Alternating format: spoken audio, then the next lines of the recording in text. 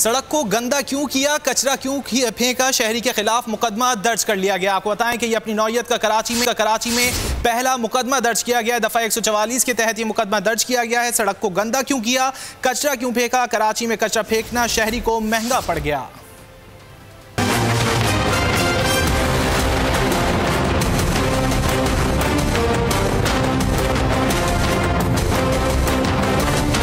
सिंध में तब्दीली आ गई, कराची में कचरा फेंकने पर शहरी की शामत आ गई। कराची में कचरा फेंकने पर पहला मुकदमा दर्ज कर लिया गया। थाना सुखन पुलिस ने कचरा फेंकने वाले को गिरफ्तार कर लिया। अब्दुल जब्बार नामी शख्स सड़क पर कचरा फेंक रहा था। पुलिस ने शहरी को गिरफ्तार करके उसके खिलाफ मुकदमा दर्ज कर लिया। सिंध हुकूमत ने गुज़िश्ता शब कराची में दफा 144 नाफिज की। सिंध हुकूमत ने खुले मकामात पर कचरा फेंकने पर पाबंदी लगाई थी। नोटिफिकेशन के मुताबिक घरों के बाहर कचरा फेंकने पर भी पाबंदी है।